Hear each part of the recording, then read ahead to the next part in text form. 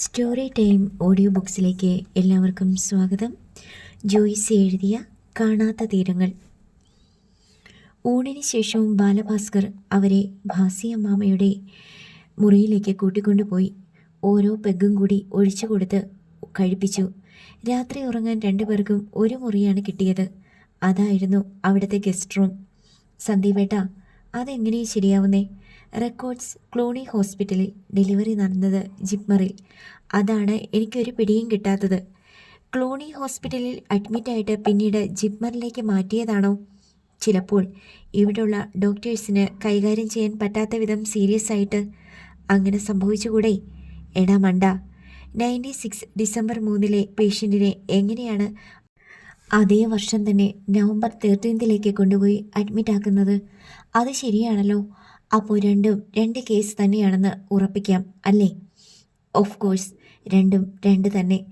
തങ്കം anti ജിപ്മറിൽ പ്രസവിച്ച കുട്ടി ഇവിടുണ്ട്. അതേ തങ്കം ആൻറ്റി 20 ദിവസം കഴിഞ്ഞ് വീണ്ടും പ്രസവിക്കുക എന്ന് പറഞ്ഞാൽ അസാധ്യമാണല്ലോ.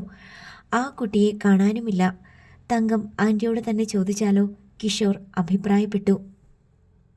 വേണ്ട, ചിലപ്പോൾ അവരും കൂടി അറിഞ്ഞുകൊണ്ടുള്ള തിരിമറിയാണെങ്കിൽ നമ്മളോട് അവർ സത്യം പറയാൻ സാധ്യതയില്ല. അവരറിയാത്ത കേസാണെങ്കിൽ അവരെ അറിയിക്കാതിരിക്കുന്നതാ നല്ലത്. അതെന്തിനാ? വെറുതെ എന്തിനാ കുടുംബകലഹം ഉണ്ടാക്കുന്നേ? കുടുംബകലഹം എന്തിനാ?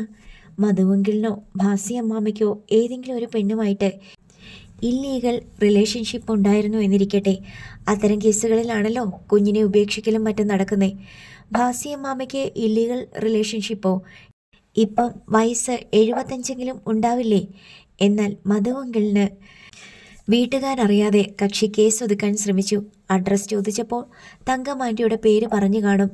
തങ്കമാൻറ്റിയുടെ ഒഫീഷ്യൽ നെയിം സിന്ധുജ എന്നാണെന്ന് എനിക്ക് പോലും അറിയില്ലായിരുന്നല്ലോ.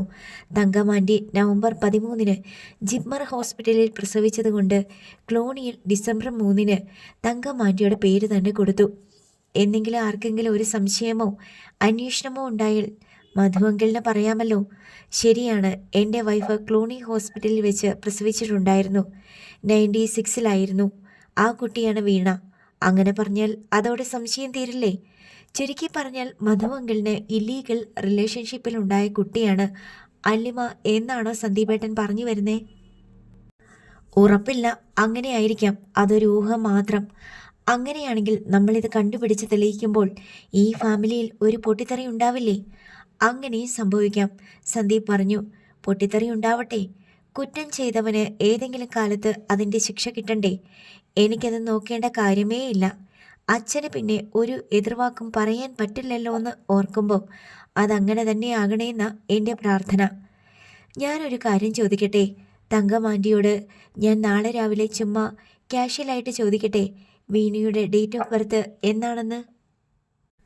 അതവൾ തന്നെ പറഞ്ഞല്ലോ, 1996 നവംബർ 13.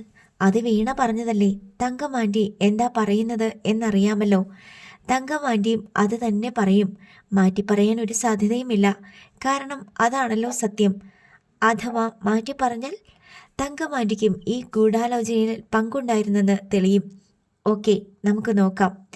പിറ്റേന്ന് ഒഴിവു ദിവസമായതിനാൽ എല്ലാവരും വൈകിയാണ് ഉണർന്നത്. കിഷോർ എഴുന്നേറ്റ് വന്ന് നോക്കുമ്പോൾ തങ്കം ആൻറ്റി കുക്കിംഗ് ആരംഭിച്ചു കഴിഞ്ഞു. കിഷോർ, ഞാൻ എന്തെങ്കിലും സഹായിക്കണോ ആൻറ്റി എന്ന് ചോദിച്ച് അടുക്കളയിൽ കിടന്ന സ്റ്റൂളിൽ വന്നിരുന്നു. തങ്കം ആൻറ്റി അവനോട് ചായ എടുക്കട്ടെ എന്ന് തിരക്കി. എനിക്കൊരു കട്ടൻ ചായ മതി ആൻറ്റി, അവൻ പറഞ്ഞു. സന്ദീപ് എഴുന്നേറ്റില്ലേ? ഉണർന്നു, ചുമ്മാ കിടക്കുക. അതൊരു സുഖ, തങ്കം ആൻറ്റി പറഞ്ഞു. ആൻറ്റി, ഈ ബാലഭാസ്കറിനും സന്ദുവേട്ടനും ഒരേ പ്രായമാണോ? സന്ദുവിനേക്കാൾ 1 വയസ്സ് കുറവാ ബാലുവിന്. എന്താ ചോദിച്ചേ? കണ്ടാ തോന്നും ബാലഭാസ്കറാണ് എൽഡർ എന്ന്. അവൻ്റെ മുഖത്ത് ഇത്തിരി ഗൗരവം കൂടുതലാ, അതാണ്. വീണയ്ക്ക് 21 വയസ്സല്ലേ ഉള്ളൂ. കഴിഞ്ഞ ഡിസംബറിൽ 21 കഴിഞ്ഞു.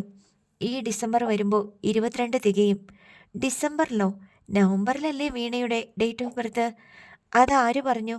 തങ്കമാറ്റി കൗതുകത്തോടെ അവനെ നോക്കി. ഡിസംബർ 3 അവളുടെ ഡേറ്റ് ഓഫ് ബർത്ത്. ഇത്തവണ കുഴങ്ങിയത് കിഷോറാണ്. അവൻ്റെ പുരുകം ചുളിഞ്ഞു. എന്താ വിശ്വാസം വരാത്ത പോലെ?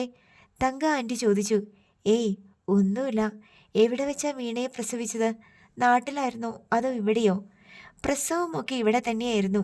സെൻറ്റ് ജോസഫ് ക്ലൂണി എന്ന പേരിൽ കോൺവെൻറ്റ് സിസ്റ്റേഴ്സ് നടത്തുന്ന ഒരു ഹോസ്പിറ്റലുണ്ട്. അവിടെ വെച്ചാ. കിഷോറിൻ്റെ വായ തുറന്നു തന്നെയിരുന്നു. വീണ ഇന്നലെ രാത്രി പറഞ്ഞത് അവൻ ഓർത്തു. ജിപ്മർ ഹോസ്പിറ്റലിലാണ് അവൾ ജനിച്ചത്. അതും 1996 നവംബർ 13. ഇപ്പോൾ അവളുടെ പെറ്റമ്മ പറയുന്നു 1996 ഡിസംബർ 3 എന്ന്. ഏതാണ് സത്യം? ആരാണ് കള്ളം പറയുന്നത്? ഒരു കാര്യം തീർച്ചപ്പെട്ടു, ആരോ ഒരാൾ കള്ളം പറയുന്നു. അത് മനഃപൂർവ്വമാണ്. കള്ളൻ കപ്പലിൽ തന്നെയുണ്ട്. തങ്കമാൻ്റെ ഇട്ടുകൊടുത്ത കട്ടൻ ചായ കുടിച്ച് താങ്ക്സ് പറഞ്ഞ ശേഷം അവൻ റൂമിലെത്തി. സന്ദീപ് ഉറക്കം വിട്ടെഴുന്നേറ്റ് മൊബൈൽ ഫോണിൽ അലിമയുമായി ചാറ്റ് ചെയ്യുകയായിരുന്നു. സന്തുവേട്ടാ, അതൊക്കെ നിർത്ത്. സംഭവം നമുക്ക് പിടികിട്ടാത്ത ലെവലിലാണ് ഇപ്പം നിൽക്കുന്നത്. നിർത്തട്ടെ, കിച്ചു വന്നു, പിന്നെ വരാം. ഇത്രയും ടൈപ്പ് ചെയ്ത് അയച്ചിട്ട് സന്ദീപ് ഫോൺ മാറ്റിവെച്ചു. എന്താടാ വിഷയം? കിഷോർ തങ്കമാൻ്റിയുമായി നടത്തിയ സംഭാഷണത്തെക്കുറിച്ച് പറഞ്ഞു. തങ്കമാൻ്റി സീരിയസ് ആയിട്ട് പറഞ്ഞതാണോ? സന്ദീപ് വിശ്വാസം വരാതെ ചോദിച്ചു. പിന്നല്ലാതെ, ഇതെന്താ കുട്ടിക്കളിയാണോ? നീ അന്നേരം തർക്കിച്ചോ ഇന്നലെ രാത്രി വീണ പറഞ്ഞത് അങ്ങനെയല്ലല്ലോന്ന്? ഒന്ന് പോ സന്തുവേട്ടാ, ഞാൻ അത്രയ്ക്ക് മണ്ടനാണോ? വീണ പറഞ്ഞ കാര്യമൊന്നും ഞാൻ അറിഞ്ഞതായിട്ട് പോലും ഭാവിച്ചില്ല. അത് നന്നായി. ഇനി എന്താ ചെയ്യണ്ടേ? വീണയുടെ ഡേറ്റ് ഓഫ് ബർത്ത് ഒന്നുകൂടെ ചോദിച്ച് കൺഫേം ചെയ്താലോ? വേണ്ട, ചോദിക്കണ്ട. അല്ലാതെ അറിയണം. പിന്നീട് പല്ല് ബ്രഷ് ചെയ്ത് കുളിക്കാൻ കയറുന്നതിന് മുമ്പ് സന്ദീപ് ഷാമ്പൂ ഉണ്ടോ എന്ന് തിരക്കി. വീണയുടെ റൂമിൽ ചെന്നു. വീണ ഷാമ്പൂ ബോട്ടിൽ എടുത്തു കൊടുത്തു. ഇന്നെന്താ പ്രോഗ്രാം? നഗരം ചുറ്റി പ്രദക്ഷിണം. വ്യൂ പോയിന്റ്സ് ഒക്കെ കണ്ടോ? ഇല്ല, കാണണം. വീണയ്ക്ക് ഡ്രൈവിംഗ് അറിയാമോ? അറിയാമല്ലോ. 2 വീലറിലല്ല, 4 വീലർ. ഓ ഷുവർ. ചുമ്മാ പറയല്ലേ, ഞാൻ ഡ്രൈവ് ചെയ്ത് കാണിച്ചു തരാം. ലൈസൻസ് എടുത്തിട്ടുണ്ടോ? 3 വർഷമായി. ഇത്രയും ചെറുപ്പത്തിലെ പഠിച്ചെടുത്തോ? ഞാൻ 18 വയസ്സിൽ തന്നെ പഠിച്ചു. ലൈസൻസ് ഒന്ന് കാണട്ടെ. കണ്ടാലേ വിശ്വസിക്കൂ അല്ലേ? വീണ കാർ സൂക്ഷിച്ചിരിക്കുന്ന പൗച്ചിൽ നിന്ന് ഡ്രൈവിംഗ് ലൈസൻസ് എടുത്തു കൊടുത്തു. സന്ദീപ് അത് കയ്യിൽ വാങ്ങി ഒന്ന് കണ്ണോടിച്ചിട്ട് തിരികെ കൊടുത്തു. കറക്റ്റ്, ഇപ്പോൾ എനിക്ക് വിശ്വാസമായി. ഇന്ന് ഞങ്ങളെ വ്യൂ പോയിന്റ്സിലൊക്കെ കൊണ്ടുപോകാമോ? ഇവിടെ കാറുണ്ടല്ലോ. Yes, of course. എപ്പോൾ പോകണമെന്ന് പറഞ്ഞാൽ മതി. എന്തായാലും ബ്രേക്ക്ഫാസ്റ്റ് കഴിയട്ടെ, പറയാം. ഓക്കെ, കുളിച്ചിട്ട് വാ, ഇപ്പോൾ തന്നെ ബ്രേക്ക്ഫാസ്റ്റ് ആകും. സന്ദീപ് നേരെ മുറിയിൽ ചെന്നു. ഇതെന്താ ഷാമ്പുവോ? എവിടുന്ന് സംഘടിപ്പിച്ചു? വീണയോട് ചോദിച്ചു വാങ്ങി. ആവശ്യമുണ്ടായിട്ടല്ല. എനിക്ക് അവളുടെ ഡ്രൈവിംഗ് ലൈസൻസ് ഒന്ന് കാണണമായിരുന്നു. എന്തിന്? അതിലുണ്ടല്ലോ ഡേറ്റ് ഓഫ് ബർത്ത്. ഐഡിയ കണ്ടോ? കണ്ടു. 1996 നവംബർ 13. അപ്പോൾ തങ്കമാൻ്റി പറഞ്ഞത് പച്ചക്കള്ളം. എന്തിന്? അത് കണ്ടുപിടിക്കണം. മൈ ഗോഡ്, എന്തൊക്കെ ചുറ്റിക്കളിയാ. നീ കുളിച്ചോ? സന്ധ്യവേട്ടനെ കഴിഞ്ഞിട്ടേ ഉള്ളൂ. സന്ദീപ് ബാത്റൂമിൽ കയറി. അവൻ കുളിച്ചിറങ്ങിയപ്പോൾ കിഷോർ കുളിക്കാൻ പോയി. സന്ദീപ് മുടി ചീകിക്കൊണ്ട് നിൽക്കുമ്പോൾ വീണ വാതിൽക്കൽ വന്നു. May come in sir? ഓ, 100 തവണ. വീണ ചിരിയോടെ മുറിയിലേക്ക് വന്നു. Breakfast ready, thank you. പിന്നെ ഇന്നലെ ഞാൻ ഡേറ്റ് ഓഫ് ബർത്ത് പറഞ്ഞില്ലേ, അതെനിക്കാ തെറ്റുപറ്റിയത്. സന്ദീപേട്ടൻ പറഞ്ഞതായിരുന്നു കറക്റ്റ്. ഞാൻ വെറുതെ പറഞ്ഞതാ. അല്ല, എനിക്ക് മനസ്സിലായി. ഞാൻ അമ്മയോട് ചോദിച്ചു. അപ്പോൾ അമ്മയാ പറഞ്ഞത് ഏട്ടൻ പറഞ്ഞത് കറക്റ്റാണെന്ന്. അപ്പോൾ ഞങ്ങളോട് വീണ പറഞ്ഞതോ നവംബർ 13 ജിപ്മറിലാണ് ജനിച്ചതെന്ന്? അതവളാ, ഗ്രീഷ്മ. എനിക്ക് മാറിപ്പോയതാ. എങ്ങനെയാ എൻ്റെ ഡേറ്റ് ഓഫ് ബർത്ത് കൃത്യമായിട്ട് അറിഞ്ഞത്? വീണയുടെ ചോദ്യം കേട്ട് സന്ദീപ് പകച്ചു നിന്നു. വീണയോട് എന്ത് മറുപടി പറയണമെന്നറിയാതെ ഒരു വിഡ്ഢിച്ചിരി ചിരിച്ച് സന്ദീപ് മറുചോദ്യം ഇട്ടു. അതൊന്നും ഇതേവരെ തലേന്ന് പോയില്ലേ? രാത്രി മുഴുവൻ ഇത് തന്നെയായിരുന്നു ചിന്ത. രാവിലെ എണീറ്റപ്പോൾ പെട്ടെന്ന് ഓർത്തതാ. ഏട്ടൻ അത് എങ്ങനെ അറിഞ്ഞു എന്നുള്ളത് എനിക്കൊരു സർപ്രൈസായിട്ട് തോന്നി. അതുകൊണ്ട് ചോദിച്ചതാ, വീണ നിസ്സാരമട്ടിൽ പറഞ്ഞു. സന്ദീപിൻ്റെ മനസ്സിലൂടെ ഇതിനകം അനേകം ചിന്തകൾ കടന്നുപോയി. ഡേറ്റ് ഓഫ് ബർത്തിൻ്റെ കാര്യം വീണ തങ്കമാൻ്റിയോട് ഇന്നലെ രാത്രി തന്നെ പറഞ്ഞിട്ടുണ്ടാവണം. താൻ ഡിസംബർ 3 പറഞ്ഞതിൽ തങ്കമാൻ്റിക്ക് സംശയം തോന്നിയിട്ടുണ്ടാവാം. വീണയോട് അവർ തന്നെ തിരുത്തി പറഞ്ഞു കൊടുത്തിരിക്കാം. ഡിസംബർ 3 എന്ന് തന്നെ തന്നോട് തിരുത്തി പറയണമെന്ന്. അവർ കള്ളം പറഞ്ഞാൽ താൻ വിശ്വസിക്കാത്ത പോലെ തന്നെ താൻ കള്ളം പറഞ്ഞാൽ അവരും വിശ്വസിക്കണമെന്നില്ല. സൂക്ഷിച്ചു വേണം ഇനി നീങ്ങാൻ എന്നാണ് അതിനർത്ഥം. ഏട്ടൻ എങ്ങനെ അറിഞ്ഞു? അത് പറയാൻ എന്താ മടി? വീണ അല്പം കൊഞ്ചി. മടിയൊന്നുമില്ല. എന്തിനും മടിക്കുന്നു? സത്യം പറഞ്ഞാൽ അതൊരു ഇൻസിഡൻ്റ് ആണ്. എന്ന് വെച്ചാൽ, അതായത് കിച്ചുവിന് ക്ലൂണി ഹോസ്പിറ്റലിലെ ഒരു നേഴ്സുമായി ലവ് അഫെയർ ഉണ്ട്. നാട്ടിൽ വെച്ച് തന്നെ അവർ തമ്മിൽ പ്രേമമായിരുന്നു. അവളെ കാണാനും കൂടി വേണ്ടിയാ അവൻ എൻ്റെ കൂടി വന്നത്. ഓ, റിയലി ഫണ്ടാസ്റ്റിക്. അവൻ ഇന്നലെ ബീച്ചിൽ വെച്ച് അവളെ മീറ്റ് ചെയ്തു. നമ്മുടെ റിലേഷൻഷിപ്പൊക്കെ അവൻ അവളോട് പറഞ്ഞു. അങ്കിളെ പറ്റിയും ആൻറ്റിയെ പറ്റിയും ബാലുവിനെ പറ്റിയും ഒക്കെ. എന്നിട്ട് സന്ധ്യ പറയുന്നതിനിടയിൽ പറ്റിയൊരു പഴുതിനു വേണ്ടി ബുദ്ധിയിൽ പരതുന്നുണ്ടായിരുന്നു. അപ്പോഴാണ് ആ നേഴ്സ് പെൺകുട്ടി പറഞ്ഞത്, ഹോസ്പിറ്റലിലെ കമ്പ്യൂട്ടർ സിസ്റ്റം അപ്ഗ്രേഡ് ചെയ്ത് ഡേറ്റാസൊക്കെ പുതിയ കമ്പ്യൂട്ടറിലേക്ക് മാറ്റിയപ്പോൾ അങ്കിളിൻ്റെ ആൻറ്റിയുടെയും അഡ്രസ്സ് അതിൽ കണ്ടുവെന്ന്. 21 വർഷം മുമ്പത്തെയോ ഹോസ്പിറ്റലല്ലേ, അതൊക്കെ അവിടെ കാണുമായിരിക്കും. എന്നാലും അത് ആ നേഴ്സ് നോട്ട് ചെയ്യാൻ എന്താ കാരണം? അതോ അവൾ നോക്കിയപ്പോൾ മലയാളി പേരുകളും അഡ്രസ്സും നാട്ടിൽ പരിചയമുള്ള ആരെങ്കിലുമാണോ എന്നറിയാൻ നോക്കിയപ്പോൾ ഡെലിവറിയുടെ ഡേറ്റും ഒക്കെ കണ്ടു. പിന്നീട് ഫോൺ വിളിച്ചപ്പോൾ അവൾ അക്കാര്യം കിച്ചുവിനോട് പറഞ്ഞു. അപ്പോൾ എനിക്ക് സർപ്രൈസായി. ഞാനന്ന് മനക്കണക്ക് കൂട്ടി നോക്കി. ആൻറ്റി 96 ഡിസംബർ 3 പ്രസവിച്ചിട്ടുണ്ടെങ്കിൽ അത് വീണയായിരിക്കുമല്ലോ. പ്രായം നോക്കിയപ്പോൾ കറക്റ്റാണ്. വീണയെ ഞെട്ടിക്കാൻ ഒരു ചാൻസ് കിട്ടിയതല്ലേ, ഞാനതങ്ങ് പ്രയോഗിച്ചു. അപ്പോഴാണ് വീണ പറയുന്നത് അതൊക്കെ തെറ്റാണ്, ജിപ്മറിലാണ് വീണ ജനിച്ചത്, അത് നവംബർ 13 അതോടെ ഞാൻ പ്ലിങ്. നോ, എനിക്കാ മിസ്റ്റേക്ക് പറ്റിയത്. ഞാൻ അമ്മയോട് ചോദിച്ചു. അപ്പോൾ അമ്മയാ പറഞ്ഞത് ഏട്ടൻ പറഞ്ഞതാണ് ശരിയെന്ന്. അമ്മയോട് പോയി ചോദിക്കാൻ എന്താ കാരണം? സന്ദീപ് ഏട്ടൻ എങ്ങനെ കൃത്യമായിട്ടൊരു ഡേറ്റ് പറഞ്ഞപ്പോൾ എനിക്കാകെ കൺഫ്യൂഷനായി. അതുകൊണ്ടാ. എന്തായാലും ആൻറ്റി കൃത്യമായിട്ട് പറഞ്ഞപ്പോൾ മനസ്സിലായല്ലോ ഞാൻ പറഞ്ഞതാണ് ശരിയെന്ന്. ആ കണ്ടുപിടുത്തത്തിന് എനിക്ക് പ്രൈസ് വേണം. എന്താ വേണ്ടത്? നമ്മൾ ഇന്ന് ഔട്ടിങ്ങിന് പോകുമ്പോൾ ലഞ്ച് വീണയുടെ വക. Okay done. അവൾ തള്ളവിരൽ ഉയർത്തിക്കാട്ടി. കിച്ചു ഏട്ടൻ്റെ ഗേൾഫ്രണ്ടിൻ്റെ പേരെന്താ? സത്യം പറയണോ വേണ്ടയോ എന്ന് ഒരു നിമിഷം സംശയിച്ചിട്ട് അവൻ പറഞ്ഞു. ജെൻസിന്നോ മറ്റോ ആണെന്ന് തോന്നുന്നു. അവൻ വിളിക്കുന്നത് ജെന്നി എന്നാണ്. ഓക്കെ, അപ്പോൾ വേഗം രണ്ടുപേരും ബ്രേക്ക്ഫാസ്റ്റിന് വാ. വീണ പോയി. അല്പം കഴിഞ്ഞപ്പോൾ കിഷോർ കുളിച്ച് ഇറങ്ങി വന്നു. ഡാ, സംഗതി ആകെ കുഴഞ്ഞു മറിഞ്ഞു. എന്താ? വീണ ഇപ്പോൾ വന്നിട്ട് എന്നോട് പറയാണ് അവളെ പ്രസവിച്ചത് ജിപ്മറിലല്ല ക്ലൂണി ഹോസ്പിറ്റലിലാണെന്ന്. അതായത് ഇന്നലെ ഞാൻ പറഞ്ഞ അവളുടെ ഡേറ്റ് ഓഫ് ബർത്ത് കറക്റ്റാണെന്ന്. അതെന്താ അങ്ങനെ പറഞ്ഞത്? അതല്ലേ കൺഫ്യൂഷൻ. ഡ്രൈവിംഗ് ലൈസൻസിൽ ശരിക്കുള്ള ജനനതീയതി ഉണ്ടല്ലോ. സന്ധ്യവേട്ടൻ അത് കണ്ടതല്ലേ? ഓക്കെ, ഡ്രൈവിംഗ് ലൈസൻസിലെയാണ് കറക്റ്റ്. അപ്പോൾ വീണ പറയുന്നതും കള്ളം, തങ്ക ആൻറ്റി പറഞ്ഞതും കള്ളം. രണ്ടുപേരും ഒരേ കള്ളം തന്നെ പറയണമെങ്കിൽ അവർ തമ്മിലൊരു ചർച്ച നടന്നിട്ടുണ്ടെന്നല്ലേ അതിനർത്ഥം? കിഷോർ ചോദിച്ചു. കറക്റ്റ്. നിന്റെ തലയിൽ കളിമണ്ണ് മാത്രമല്ല വേറെ എന്തൊക്കെയോ ഉണ്ട്. അറക്കപ്പൊടിയായിരിക്കും. കിഷോർ അത് അംഗീകരിക്കുന്ന മട്ടിൽ പറഞ്ഞു. ഇന്നലെ രാത്രി തന്നെ അവർ തമ്മിൽ ഇത് സംബന്ധിച്ച ഡിസ്കഷൻ നടന്നിട്ടുണ്ട്. അല്ലെങ്കിൽ തങ്ക ആൻറ്റി രാവിലെ തന്നെ നിന്നോട് ആ പച്ചക്കള്ളം പറയേണ്ട കാര്യമില്ലല്ലോ. അതിൻ്റെ അർത്ഥം ഇന്നലെ ഞാൻ പറഞ്ഞ ഡേറ്റ് ഓഫ് ബർത്ത് അവർ നോട്ട് ചെയ്തിട്ടുണ്ടെന്നാണ്. സന്ധ്യവേട്ടാ, നമ്മളിനി ഇവിടെ നിൽക്കണോ? നമ്മളെ ഇവിടെ ഉള്ളവർ വാച്ച് ചെയ്യാൻ സാധ്യതയില്ലേ? അവർക്ക് നമ്മളെ സംശയമുണ്ടെങ്കിൽ നമുക്ക് എന്തോ അറിയാമെന്ന് അവർക്ക് പിടികിട്ടിയിട്ടുണ്ട്. അതുകൊണ്ടായിരിക്കുമല്ലോ മനഃപൂർവ്വം കള്ളം പറഞ്ഞത് അമ്മയും മോളും. കിച്ചു, നീ പറഞ്ഞില്ലേ ആൻറ്റി അറിയാതെ അങ്കിളിന് പറ്റിയ ഒരബദ്ധം ഒതുക്കിയതായിരിക്കുമെന്ന്. ആൻറ്റി അറിഞ്ഞാൽ പൊട്ടിത്തെറി ഉണ്ടാകുമെന്ന്. ഒരു പൊട്ടിത്തെറിയും ഉണ്ടാവില്ല. ആൻറ്റിയും കൂടി അറിഞ്ഞുകൊണ്ടാണ് എല്ലാം നടന്നിരിക്കുന്നത്. അപ്പോൾ അങ്കിളിനും അറിയാമായിരിക്കുമല്ലോ. ഭാസി അമ്മാമ്മയും അറിഞ്ഞിട്ടുണ്ടായിരിക്കണം അല്ലേ?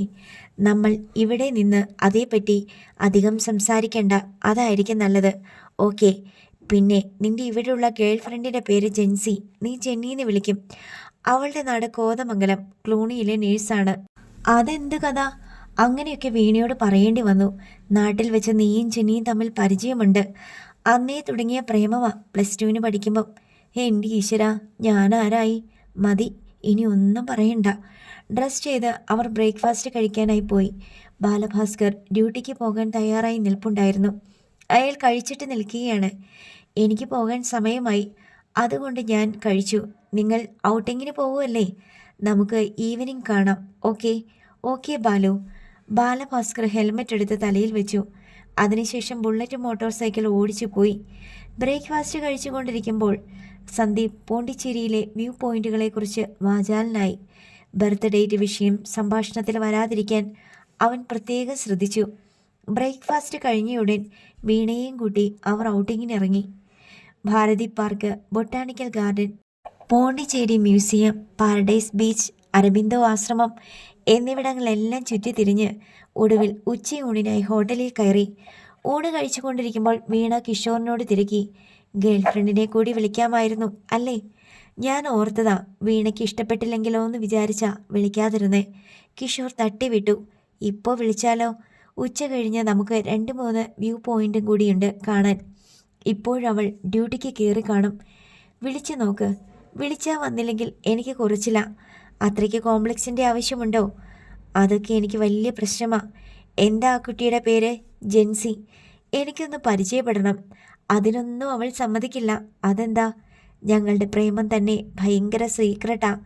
അവളുടെ വീട്ടിലെങ്ങാനും അറിഞ്ഞാൽ തീർന്ന്. എന്ത് തീർന്നു? പ്രേമം. പിന്നെ അവളുടെ ജോലി. 3 ആങ്ങളമാരാ. അവളെ രാഖി രാമാനം ഇവിടുന്ന് മടക്കിക്കൊണ്ടുപോയി എടുത്തിട്ടിടിക്കും. ഓ, അത്ര ഭയങ്കരന്മാരാണോ? പിന്നെ എന്തിനാ ഇത്രയും വലിയ അഡ്വഞ്ചർ പ്രേമത്തിന് ഇറങ്ങിത്തിരിച്ചത്? അവൾ സുന്ദരിയ. മുടിഞ്ഞ സ്നേഹ എന്നോട് നമുക്ക് ചത്താലും വിട്ടുകളയാൻ തോന്നൂല. അത് കേട്ട് വീണ പൊട്ടിച്ചിരിച്ചു. ശരി, പരിചയപ്പെടുത്തണ്ട. Phone number തന്നൂടെ? ഞാൻ വിളിച്ച് പരിചയപ്പെട്ടോളാം. ഫോൺ നമ്പർ തരാം, പക്ഷെ അതിനു മുമ്പ് അവളുടെ സമ്മതം ചോദിക്കണം. ഇപ്പോൾ വിളിച്ച് ചോദിക്കേ. ഇപ്പോഴോ? ഊണ് കഴിച്ച് തീരട്ടെ. കൈ കഴുകാൻ പോയപ്പോൾ സന്ദീപിനൊരവസരം കിട്ടി. നീ അവൾക്ക് സോഫിയയുടെ നമ്പർ കൊടുക്കാൻ പോവുകയാണോ? എവിടെന്ന്? ഞാൻ കൊടുക്കൂ? അവൾ നിർബന്ധിക്കും. അപ്പോൾ എന്തു ചെയ്യും? ഞാനൊരു റോങ് നമ്പർ കൊടുക്കും. ഞാൻ ആരാ മോൻ?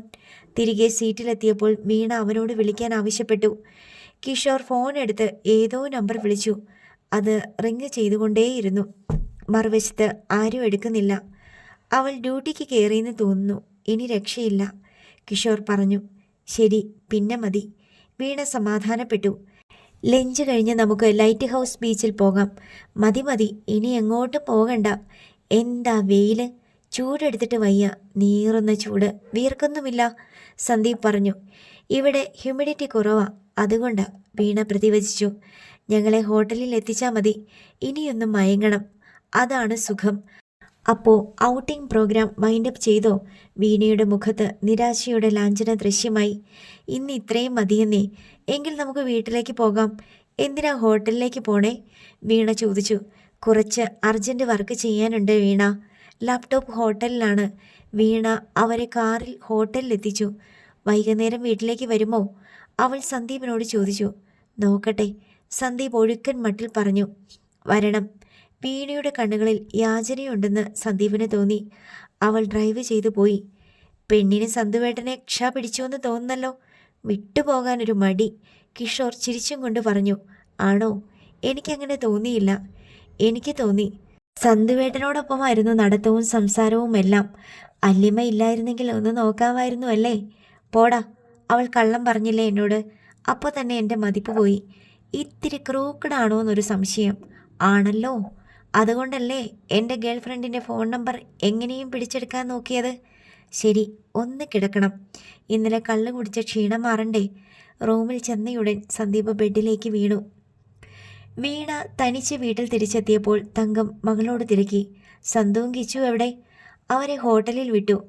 അതെന്താ നീ ഇങ്ങോട്ട് കൂട്ടിക്കൊണ്ടു വരാതിരുന്നേ? അവർക്ക് ഉറങ്ങണമെന്ന് പറഞ്ഞു. വൈകിട്ട് വരുമോ? അറിയില്ല. ഹോസ്പിറ്റലിലെ കാര്യമൊന്നും പിന്നീട് സംസാരിച്ചില്ലേ? ഇല്ല. കിച്ചുവിൻ്റെ ഗേൾ ഫ്രണ്ടിനെ പറ്റി ചോദിച്ചോ? അതൊക്കെ ചോദിച്ചു.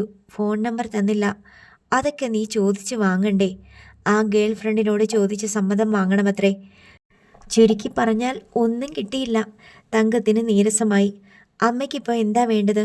ഇന്നലെ മുതൽ ഞാൻ ചോദിക്കുന്നതല്ലേ, എന്താ പറയാത്തത്? അമ്മയും അച്ഛനും കൂടി എന്താ ഹൈഡ് ചെയ്യുന്നത്? ഒന്നുമില്ല. ഒന്നുമില്ലെങ്കിൽ എന്തിനാണ് എന്നെ കൊണ്ട് കള്ളം പറയിച്ചത്?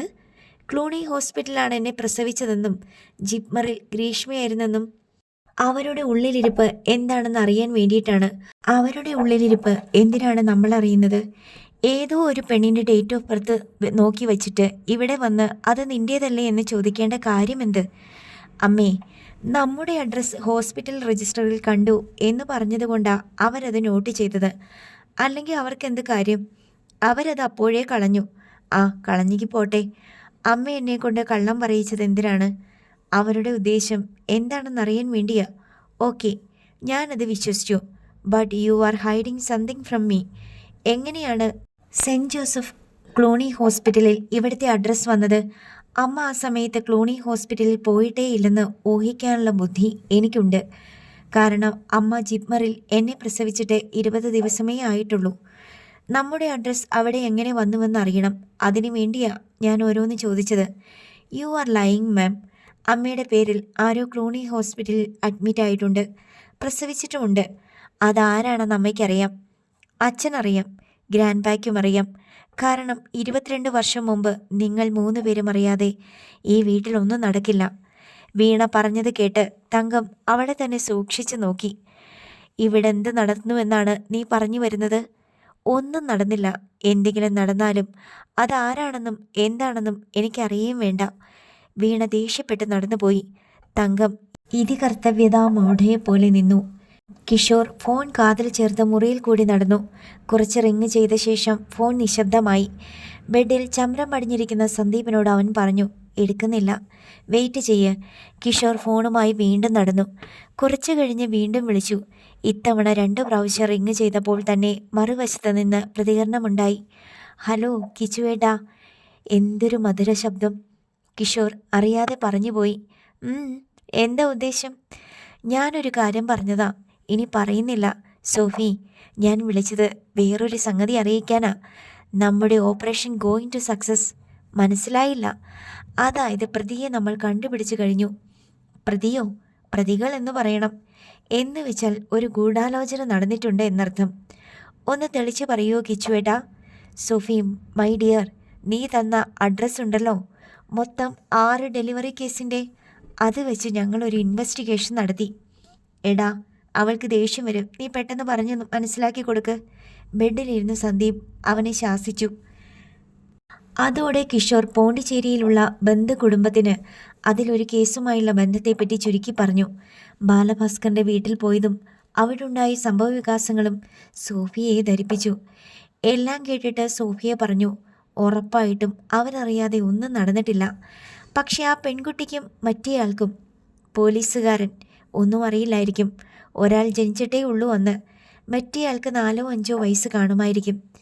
ബാലഭാസ്കറിന് അല്ലേ? അയാൾക്കും വീണയ്ക്കും ഒന്നും അറിയില്ലെന്ന് ഊഹിക്കാം. പക്ഷേ ആ ഫാമിലിയിലെ എൽഡേഴ്സിനറിയാം. ഞങ്ങൾക്ക് ഡയറക്റ്റായിട്ടൊന്നും ചോദിക്കാൻ പറ്റില്ല. ഇപ്പോൾ തന്നെ ചെറിയ ഡൗട്ടുണ്ടെന്ന് തോന്നുന്നു. ഞാനിപ്പോൾ എന്താ ചെയ്യണ്ടേ? എനിക്കിതിൽ കൂടുതൽ ഒന്നും ചെയ്യാനില്ല. നീ ആ ഫോണിങ്ങതാ. സന്ദീപ് എഴുന്നേറ്റു. ഞാൻ ഫോൺ സന്ദുവേട്ടന് കൊടുക്കുക. പറഞ്ഞിട്ട് കിഷോർ സന്ദീപിന് ഫോൺ കൈമാറി. Sophia, good evening. Good evening. ഒരു ചെറിയ സഹായം ചെയ്യാമോ? ഇനിയും സഹായമോ? എന്താ? 96-ൽ അവിടെ വർക്ക് ചെയ്തുകൊണ്ടിരുന്ന ഏതെങ്കിലും നേഴ്സ് ഇപ്പോൾ അവിടെ ഉണ്ടോ?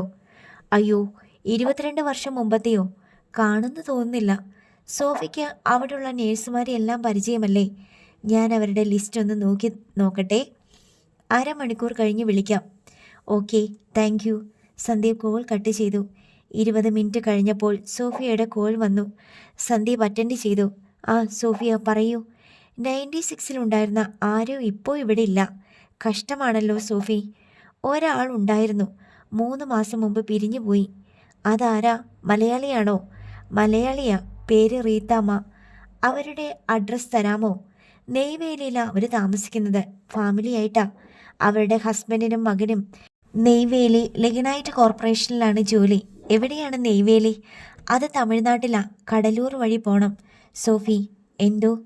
ഞങ്ങൾക്ക് വേണ്ടി നാളെ ലീവ് എടുക്കുമോ? ലീവ് എടുക്കാനോ? എന്തിന്? ഞങ്ങളെ നെയ്വേലിക്ക് കൂട്ടിക്കൊണ്ട് പോകണം, റീത്താമ്മ സിസ്റ്ററിൻ്റെ അടുത്ത്. അയ്യോ, ഞാനില്ല. എന്താ ഈ പറയുന്നത്? ഞാൻ നിങ്ങളുടെ കൂടെ വരാനോ? സോഫി പ്ലീസ്, 50 ലീവിൻ്റെ ശമ്പളം ഞാൻ തരാം. ഞങ്ങളെ ഒന്ന് ഹെൽപ്പ് ചെയ്യ്. പറ്റില്ല പറ്റില്ല പറ്റില്ല. നിങ്ങൾ 2 ആണുങ്ങളില്ലേ? ഞാൻ അഡ്രസ്സ് തരാം, നിങ്ങൾ പോയാൽ മതി. സോഫിയാണ് ഞങ്ങളുടെ ധൈര്യം, ഞങ്ങളുടെ വഴികാട്ടി. സോഫിയുടെ സഹായമില്ലെങ്കിൽ ഞങ്ങൾ തോറ്റ് തുന്നം പാടും. ഇത്ര വരെ എത്തിച്ചിട്ട് ഞങ്ങളെ ഉപേക്ഷിക്കാൻ സോഫിക്ക് എങ്ങനെ തോന്നും? സന്ദീപ് പറഞ്ഞ് ഒടുവിൽ സോഫിയെ വളയത്തിൽ കൂടി അപ്പുറം ചാടിച്ചു. ശരി, ഞാൻ വരാം. മനസ്സില്ലാ മനസ്സോടെ അവൾ സമ്മതിച്ചു. പക്ഷെ നമ്മൾ എങ്ങനെ പോകും? നമ്മൾ ടാക്സി പിടിച്ചു പോകും സോഫി, സന്ദീപ് ഉത്സാഹത്തോടെ പറഞ്ഞു. ജയദേവൻ നമ്പ്യാർ പ്രഭാത സവാരി കഴിഞ്ഞ് വീട്ടിലെത്തി. പാവയ്ക്കയും നെല്ലിക്കയും കോവയ്ക്കയും കറ്റാർവാഴയും ചേർത്തുള്ള ജ്യൂസ് കുടിച്ചുകൊണ്ട് ഡൈനിങ് ടേബിളിനരികെ ഇരിക്കുമ്പോഴാണ് നന്ദന മൊബൈൽ ഫോണുമായി സ്റ്റെയർ കേസ് ഓടിയിറങ്ങി വന്നത്. അച്ഛൻ്റെ ഫോൺ കുറേ നേരമായിട്ട് റിങ് ചെയ്യുക. അവൾ ഇരമ്പിക്കൊണ്ടിരുന്ന ഫോൺ നമ്പ്യാർക്ക് കൈമാറി. ആരാണെന്ന് നോക്കിയില്ലേ? നമ്പ്യാർ ചോദിച്ചു. പോണ്ടിച്ചേരിന്ന് അച്ഛാ, നന്ദന പറഞ്ഞു. അവനാണോ സന്തു? ഭാസ്യമ്മാമിയാണെന്ന് തോന്നുന്നു. ഭാസ്കര മേനോൻ എന്നാണ് ട്രൂ കോളറിൽ. സന്തു അവിടെ ചെന്ന് കാണും. എൻ്റെ കണ്ണടയും കൂടി എടുത്തോണ്ട് വാ. ഫോണിൽ സംസാരിക്കുന്നതിന് കണ്ണട എന്തിനാ? രാജശ്രീ ചോദിച്ചു. ആരാ വിളിച്ചതെന്ന് കാണണ്ടേ? ഫോൺ എടുത്ത് സംസാരിക്കച്ചാ. അതും പറഞ്ഞിട്ട് നന്ദന കണ്ണട എടുക്കാൻ കോണിപ്പടി കയറി ഓടി. അവൾക്ക് നടക്കാൻ അറിഞ്ഞൂടെ? മകളുടെ പോക്ക് നോക്കിയിട്ട് നമ്പ്യാർ ഭാര്യയോടായും തന്നോടായും പിറുപിറുത്തു. ഫോൺ ഇരമ്പിക്കൊണ്ടിരുന്നത് നിലച്ചു. തനിക്ക് വരുന്ന കോളുകൾ മറ്റാരും എടുക്കരുതെന്നുള്ളത് നമ്പ്യാർക്ക് നിർബന്ധമുള്ളതിനാൽ ആരുടെ കോളായാലും മറ്റാരും എടുക്കാറില്ല. 2 മിനിറ്റിനുള്ളിൽ നന്ദന കണ്ണടയുമായി ഓടിച്ചാടിയെത്തി. അത് വാങ്ങി കണ്ണിന് മീതെ വെച്ചിട്ട് നമ്പ്യാർ ഫോണിൽ നോക്കി. ഭാസ്കര മേനോൻ. മിസ്ഡ് കോളിന് മീതെ വിരൽ തൊട്ടുകൊണ്ട് അയാൾ മന്ത്രിച്ചു. 2 തവണ റിങ് ചെയ്യുമ്പോഴേക്കും മറുവശത്ത് നിന്ന് ഹലോ വന്നു. ഹലോ ഭാസ്യമ്മാമ, ഗുഡ് മോർണിംഗ്. Morning morning. തന്നെയൊന്ന് കിട്ടണമെങ്കിൽ എത്ര വിളിക്കണമടോ? മോർണിംഗ് വോക്കിന് പോയതായിരുന്നു, ഇപ്പോൾ വന്നതേയുള്ളൂ. ആ, അതൊക്കെ ഉണ്ടല്ലേ. ഞാൻ കഴിഞ്ഞ വർഷം വരെ മറൈൻ ഡ്രൈവിൽ നടക്കാൻ പോകുമായിരുന്നു. ഈവനിങ്ങിൽ ഇപ്പോൾ ഈ പരിസരത്തൊക്കെ ഉള്ളൂ പ്രായം. അവിടെ എന്താണ് വിശേഷം? ഭാസ്യമ്മാമയ്ക്ക് സുഖമല്ലേ?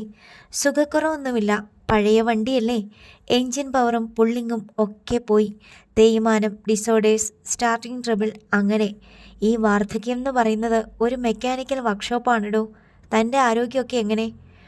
കുറച്ച് ഷുഗറുണ്ടെന്നല്ലാതെ വേറെ വലിയ പ്രശ്നങ്ങളൊന്നുമില്ല. വെൽ, തൻ്റെ മോനൊക്കെ ഇന്നലെ ഇവിടെ ഉണ്ടായിരുന്നു. ഞങ്ങൾ രാത്രി ഓരോ പെഗ്ഗൊക്കെ അടിച്ച് കൊച്ചു വർത്താനങ്ങളൊക്കെ പറഞ്ഞ് കുറച്ച് സമയം ഇരുന്നു. Well disciplined young man. കൊള്ളാം, അവനെ എനിക്ക് ഇഷ്ടപ്പെട്ടു. എനിക്കത്ര അഭിപ്രായം പോരാ, നമ്പ്യാർ ചിരിച്ചുകൊണ്ട് പറഞ്ഞു. ബൈ ദ ബൈ, അവരെന്തിനാ വന്നത്? 2 പേരും കൂട്ടും കൂടി. എന്താ അവരുടെ ഉദ്ദേശം? ഒന്നും പറഞ്ഞില്ലേ അവൻ? ന്യൂസ് പേപ്പറിലേക്ക് എന്തോ ഫീച്ചർ തയ്യാറാക്കാനുണ്ടെന്നൊക്കെ പറയുന്നത് കേട്ടു. ഞാനൊന്നും ചോദിച്ചില്ല. തങ്ക ഇന്ന് രാവിലെ പറയുന്നത് കേട്ടു. അവർ ആരുടെയോ ബർത്ത് ഡേറ്റ് അന്വേഷിച്ച് സെൻറ്റ് ജോസഫ് ഓഫ് ക്ലൂണി ഹോസ്പിറ്റലിൽ പോയിട്ടുണ്ടായിരുന്നുവെന്ന്.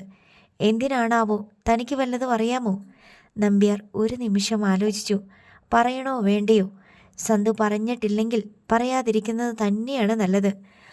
അവൻ്റെ കാര്യങ്ങളൊന്നും എന്നോട് പറയാറില്ല. പത്രത്തിലെ ജോലിയല്ലേ, ഞാൻ അതേപ്പറ്റി ഒന്നും ചോദിക്കാറുമില്ല. പലതരം survey, investigation, breaking news, emotional stories.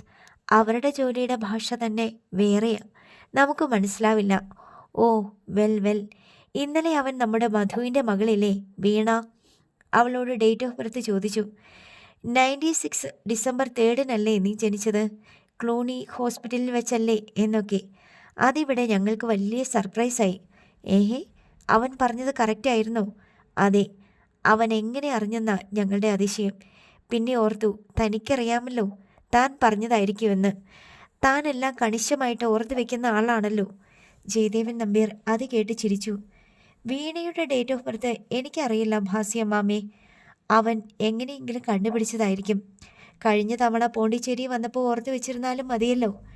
കഴിഞ്ഞ പ്രാവശ്യം അവൻ ഇവിടെ വന്നപ്പോൾ വീണ ഇവിടെ ഇല്ല. അവർ തമ്മിൽ കണ്ടതേയില്ല.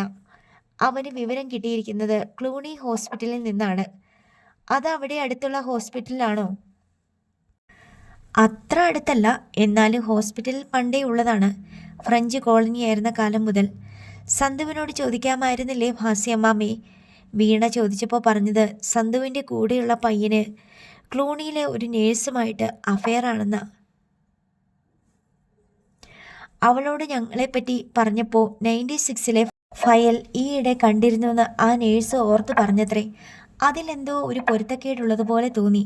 ഒരു നേഴ്സ് 22 വർഷം മുമ്പത്തെ ഫയലിലുള്ള അഡ്രസ്സ് ഓർത്ത് വയ്ക്കുക. ആ അഡ്രസ്സുമായി ബന്ധപ്പെട്ട ആളുടെ പേര് ആരെങ്കിലും പറഞ്ഞാൽ ഉടനെ പെട്ടെന്ന് അഡ്രസ്സ് റീകളക്ട് ചെയ്യുക. അത് കേട്ടയാൾ മറക്കാതെ ഇവിടെ വന്ന് ആ ഡേറ്റ് ഓഫ് ബർത്ത് കൃത്യമായി റിമൈൻഡ് ചെയ്യുക. എല്ലാം കൂടെ കൂട്ടി വായിച്ചപ്പോൾ ദാറ്റ്സ് ക്വൈറ്റ് അൺയൂഷ്വൽ എന്ന് തോന്നി. സന്തു പറഞ്ഞത് സത്യമാണെങ്കിൽ അതോടെ പ്രശ്നം തീർന്നില്ലേ? അത് സത്യമല്ലെന്നുണ്ടെങ്കിൽ സംശയിച്ചാൽ പോരെ? ആരാണ് അവനെ തെറ്റിദ്ധരിപ്പിച്ചതെന്ന്? ഇവിടെ നോ പ്രോബ്ലം. ക്ലൂണി ഹോസ്പിറ്റലിൽ പോകുന്നു, അന്വേഷിക്കുന്നു, പഴയ ഫയൽ തപ്പിയെടുക്കുന്നു, ഡേറ്റ് ഓഫ് ബർത്ത് കണ്ടുപിടിക്കുന്നു, ഇതിവിടെ വന്ന് ചോദിക്കുന്നു. ഇതൊക്കെ എന്തിനു വേണ്ടിയാണെന്ന് ഞങ്ങൾക്കൊരു സംശയം. അവിടുന്ന് തന്നെ എന്തെങ്കിലും പ്ലാൻ ചെയ്ത് വന്നതാണോന്ന്? എന്ത് പ്ലാൻ ചെയ്യാനാ ഭാസിയമ്മാമേ? ജയദേവൻ നമ്പ്യാർ അജ്ഞത ഭാവിച്ചു. ഒന്നുമില്ലടോ, ഞാൻ വെറുതെ ഒരു നേരം പോക്കിന് പറഞ്ഞെന്നേയുള്ളൂ. തൻ്റെ മറ്റു വിശേഷങ്ങൾ എന്തൊക്കെയാണ്? കേസ്, കോടതി, വിചാരണ, വിധി അതൊക്കെ തന്നെ ഭാസിയമ്മാമേ. സന്തു ഇന്നും അവിടെ തന്നെയാണോ താമസം? ഇങ്ങോട്ട് വരുമെന്ന് പറഞ്ഞില്ല. അവർ രണ്ടുപേരും ഏതോ ഹോട്ടലിലാണ് താമസം. ആ, ഞാനും അവനോട് പറഞ്ഞിട്ടുണ്ടായിരുന്നു ഭാസിയമ്മാമയെ ബുദ്ധിമുട്ടിക്കരുതെന്ന്. അങ്ങനെ പറഞ്ഞെങ്കിൽ അത് മഹാമോശമായി പോയി. എടോ, വല്ലപ്പോഴും വരുന്ന തൻ്റെ മോൻ എനിക്ക് എന്ത് ബുദ്ധിമുട്ടാണ് ഉണ്ടാക്കാൻ പോണത്? ഭാസിയമ്മാമ്മ മാത്രമല്ല അവിടെ, മകനും ഭാര്യയും അവരുടെ മക്കളും ഒക്കെയില്ലേ? 1-2 ദിവസം താമസിക്കാനാണെങ്കിൽ വേണ്ടില്ല, ഒരാഴ്ചയൊക്കെ ബുദ്ധിമുട്ടല്ലേ ആർക്കായാലും? തനിക്ക് പറ്റിയ മകൻ തന്നെടോ. അവനും പറഞ്ഞില്ല താൻ അങ്ങനെ പറഞ്ഞയച്ചിട്ടുണ്ടെന്ന്. ഭാസിയമ്മാമ്മ മധുവിനോടും തങ്കത്തിനോടും എൻ്റെ അന്വേഷണം പറയാം. അവർക്ക് വലിയ സന്തോഷമായി ഇന്നലെ തൻ്റെ മോനും അവൻ്റെ കസിനും കൂടി ഇവിടെ വന്നത്. ശരി ഭാസിയമ്മാമേ, വിശേഷിച്ച് എന്തെങ്കിലും ഉണ്ടെങ്കിൽ അറിയിക്കുക. താൻ ഇനി എന്നാടോ പൂണ്ടിക്ക് വരിക? അടുത്ത ഏപ്രിലിൽ വരും. അപ്പോൾ കോടതി അവധിയാണല്ലോ. Okay, bye, see you. Call കട്ടായി. ജയദേവൻ നമ്പ്യാർ സംസാരിക്കുന്നത് ശ്രദ്ധിച്ചിരിക്കുകയായിരുന്നു രാജശ്രീ. സന്തു അവിടെ ചെന്ന് മാനക്കേടൊന്നും ഉണ്ടാക്കിയില്ലല്ലോ അല്ലേ? രാജശ്രീ ചോദിച്ചു. അതില്ല. എന്തിനാണ് പോണ്ടിച്ചേരിക്ക് വന്നിരിക്കുന്നതെന്ന് അവൻ അവരോട് പറഞ്ഞുമില്ല. അത് അച്ഛനോടുള്ള വാശിക്കാം. പക്ഷേ രാജി, അവിടെ എന്തോ പുകയുന്നുണ്ടല്ലോ. എവിടെ? എന്ത് പുകയുന്നുണ്ടെന്നാ? ഭാസിയമ്മാമ്മ പറഞ്ഞതിൽ നിന്ന് 2 കാര്യം ഊഹിച്ചെടുക്കാനുണ്ട്. ഒന്ന്, അവൻ പോണ്ടിച്ചേരിയിലെ ഒരു ഹോസ്പിറ്റലിൽ പോയി ഏതോ ഒരു കുട്ടിയുടെ date of birth point out ചെയ്തിട്ടുണ്ട്. 2, ആ ഹോസ്പിറ്റലും മധുവിൻ്റെ മകൾ വീണ ജനിച്ച ഡേറ്റും തമ്മിൽ എന്തോ ബന്ധമുണ്ട്. ആ ഹോസ്പിറ്റലിൽ നിന്ന് കിട്ടിയ വിവരമനുസരിച്ച് വീണയുടെ ഡേറ്റ് ഓഫ് ബർത്ത് ഇതല്ലേ എന്ന് സന്തു ചോദിച്ചത്രേ. അതിലെന്താ ഇത്ര ചോദിക്കാനും പറയാനും? അവന് അവിടെ നിന്ന് കിട്ടിയ വിവരം ശരിയാണോന്നറിയാൻ ചോദിച്ചിട്ടുണ്ടാകും. അവിടെ എവിടെയാ തീയും പുകയും? തനിക്കറിയാമല്ലോ, ഭാസിയമ്മാമ്മ എന്നെ വിളിക്കാറ് പതിവില്ല. അഥവാ വിളിച്ചാൽ തന്നെ ഇത്തരം സില്ലി മാറ്റേഴ്സ് ഒന്നും താല്പര്യപ്പെട്ട് തിരക്കാറുമില്ല. ഞാൻ പറഞ്ഞു വന്നത് എന്താണെന്ന് വെച്ചാൽ, സന്തുവിൻ്റെ അന്വേഷണവും സന്തുവിന് അവിടെയുള്ള ഹോസ്പിറ്റലിൽ നിന്ന് കിട്ടിയ ഇൻഫർമേഷൻസും ഭാസിയമ്മാമയോ മകനെയോ അലോസരപ്പെടുത്തിയിട്ടുണ്ടെന്നാണ്. എനിക്കൊരു പിടിയും കിട്ടുന്നില്ല. എടോ, സന്തു അവിടുത്തെ ഏതോ ഹോസ്പിറ്റലിൽ ചെന്ന് അല്ലിയുടെ ഡേറ്റ് ഓഫ് ബർത്ത് ചികഞ്ഞെടുക്കാൻ ശ്രമിക്കുന്നതിൽ ഭാസിയമ്മാമയ്ക്കും ഫാമിലിക്കും എന്തിനാണ് ടെൻഷൻ? വെറുതെ വിട്ടുകളയേണ്ട വിഷയമല്ലേ? ഭാസിയമ്മാമയ്ക്കും കുടുംബത്തിനും അലിമയുടെ ജനനവുമായിട്ട് എന്തെങ്കിലും കണക്ഷൻ ഉണ്ടെന്നാണോ പറഞ്ഞുകൊണ്ട് വരുന്നത്? എനിക്കത്ര തീർച്ച പോരാ. ജയദേവൻ നമ്പ്യാർ പറഞ്ഞു. ഇയാളൊരു കാര്യം ചെയ്യ്, സന്തുവിനെ ഫോൺ ചെയ്ത് ഭാസിയമ്മാമ വിളിച്ചിരുന്ന കാര്യം പറ. എന്താ സംഭവമെന്ന് ചോദിക്ക്. ഇപ്പോഴോ? ഇപ്പം തന്നെ ചോദിക്ക്. മോളെ, എൻ്റെ ഫോൺ എവിടെ? ഫ്രിഡ്ജിലായിരിക്കും. എവിടെ കൊണ്ടുവച്ചാലും മറക്കൂലോ. നന്ദന പിറുപിറുത്തുകൊണ്ട് കിച്ചണിലേക്ക് തിരിഞ്ഞുപോയി. അടുത്ത മിനിറ്റിൽ ഫോണുമായി തിരിച്ചെത്തി. ഭാഗ്യം, ഫ്രിഡ്ജിലേക്ക് കയറിയില്ല, അതിൻ്റെ മുകളിലായിരുന്നു. നന്ദന ഫോൺ രാജശ്രീയെ ഏൽപ്പിച്ചു. രാജശ്രീ ഉടൻ തന്നെ സന്ദീപിനെ വിളിച്ചു. അവനെ ലൈനിൽ കിട്ടിയ ഉടനെ ഭാസിയമ്മാമ വിളിച്ച വിവരം വിശദമായിട്ട് പറഞ്ഞു കേൾപ്പിച്ചു. സ്പീക്കർ ഫോണിലിട്, അവൻ എന്താ പറയുന്നതെന്ന് കേൾക്കാമല്ലോ. രാജശ്രീ ഭർത്താവിൻ്റെ നിർദ്ദേശം അനുസരിച്ചു. അമ്മേ, ഭാസിയമ്മാമ അച്ഛനെ വിളിച്ചെങ്കിൽ അതിനർത്ഥം എൻ്റെ അന്വേഷണവുമായി അവർക്ക് എന്തോ ബന്ധമുണ്ടെന്ന്. വീണയുടെ ഡേറ്റ് ഓഫ് ബർത്ത് ചോദിച്ചപ്പോൾ ആദ്യം സത്യം പറഞ്ഞ വീണ 12 മണിക്കൂറിനകം അത് മാറ്റി കള്ളം പറഞ്ഞു. തങ്കം ആൻറ്റിയും ഞങ്ങളോട് കള്ളം പറഞ്ഞു. വീണ ഡിസംബർ 3 സെൻറ്റ് ജോസഫ് ക്ലൂണി ഹോസ്പിറ്റലിൽ ജനിച്ചെന്ന അവർ പറയുന്നേ. പക്ഷേ അവൾ ജനിച്ചത് ജിപ്മറിലാണെന്ന് വ്യക്തമായി പ്രൂഫുണ്ട്. അതും നവംബർ 13. പിന്നെന്തിന് അവർ ഞങ്ങളോട് കള്ളം പറഞ്ഞു? ഞങ്ങളത് കണ്ടുപിടിക്കും. നീ എന്തിനാണ് അവിടെ ചെന്നിരിക്കുന്നതെന്ന് അവരോട് പറഞ്ഞില്ലല്ലോ. പറഞ്ഞു പോയേനെ, പക്ഷെ ഇനി പറയില്ല. പറഞ്ഞാൽ തെളിവ് നശിപ്പിക്കാൻ സാധ്യതയുണ്ട്. ഇപ്പോൾ നിങ്ങൾ എവിടെയാ? നെയ്വേലി എന്ന സ്ഥലത്തോട്ട് പോകാൻ വേണ്ടി റെഡിയായിട്ട് നിൽക്കുക. അതെവിടെയാ സ്ഥലം? എന്തിനാ അങ്ങോട്ട് പോണേ? പോയി വന്നിട്ടെല്ലാം പറയാം മമ്മി. ഫോൺ വെക്കുവാണേ. ബൈ. കോൾ കട്ടായി. രാജശ്രീ ജയദേവൻ നമ്പ്യാരെ നോക്കി വിസ്മയത്തിൽ ചോദിച്ചു, അല്ലിമയും ഭാസി അമ്മാമ്മയുടെ ഫാമിലിയും തമ്മിൽ എന്താ കണക്ഷൻ? നേരിട്ട് ബന്ധമൊന്നും കാണില്ല, പക്ഷെ എന്തോ ഒരു ഇടപാട് നടന്നിട്ടുണ്ട്. എന്നാലും അവനെ സമ്മതിക്കണമല്ലോ. ഇവിടുന്ന് പോണ്ടിച്ചേരി പോയി കുത്തി പൊക്കിയല്ലോ. രാജശ്രീക്ക് ആശ്ചര്യം അടക്കാൻ കഴിയുന്നില്ല. നമ്പ്യാർ മറുപടി പറയാതെ ആലോചനയിലാണ്ടു. അടുത്ത ഭാഗം നാളെ.